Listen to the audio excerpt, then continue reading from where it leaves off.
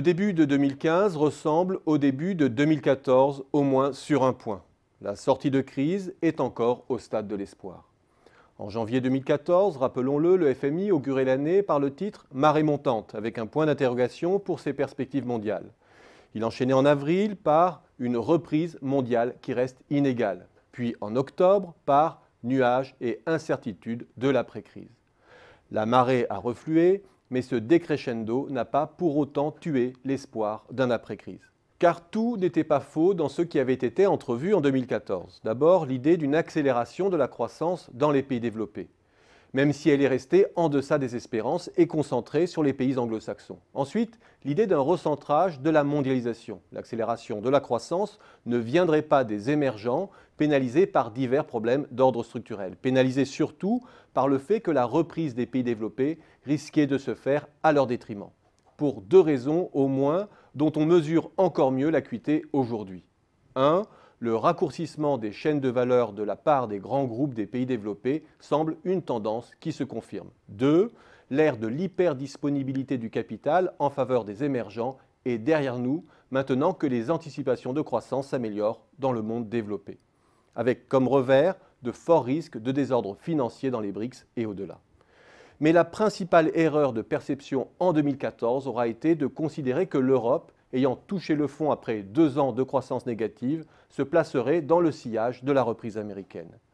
L'héroïsme de cette hypothèse était d'imaginer une accélération de l'activité sans amorce par la demande, avec 4 arguments clés. 1. La faiblesse des taux d'intérêt. 2. L'atténuation de la rigueur monétaire et budgétaire. 3. Le socle de la croissance allemande qui paraissait résister à toute épreuve. Et 4. Surtout, un important besoin de renouvellement du parc des équipements après 6 ans de panne.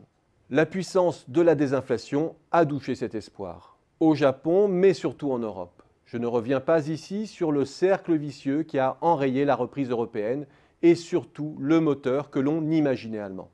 Face à la déflation rampante, il aurait fallu bien plus qu'une neutralité fiscale pour sortir l'Europe de l'ornière. En substance, si la bascule de croissance entre pays avancés et émergents a bien eu lieu, la diffusion de la reprise au sein du monde développé a été trop partielle pour faire décoller l'économie mondiale. Du coup, 2015 sonne un peu comme l'année de la deuxième chance. 2015, c'est une reprise américaine dont la solidité est confirmée, plus une évolution des changes et du prix des matières premières qui redonne une chance à une diffusion positive de la croissance au sein des pays avancés. Un espoir ravivé avec de grosses zones d'ombre cependant. D'abord, cette incroyable inertie politique de l'Europe face aux risques qui pointent. Une incapacité coupable notamment à aborder à froid la question d'une restructuration partielle des dettes alors même qu'il devient évident que cette issue est inévitable. Ce sont du coup des risques politiques et sociaux de plus en plus aigus dans le sud de l'Europe et de nouveaux nuages sur l'intégrité de la zone euro. C'est aussi un risque de ralentissement désordonné des émergents de plus en plus palpable.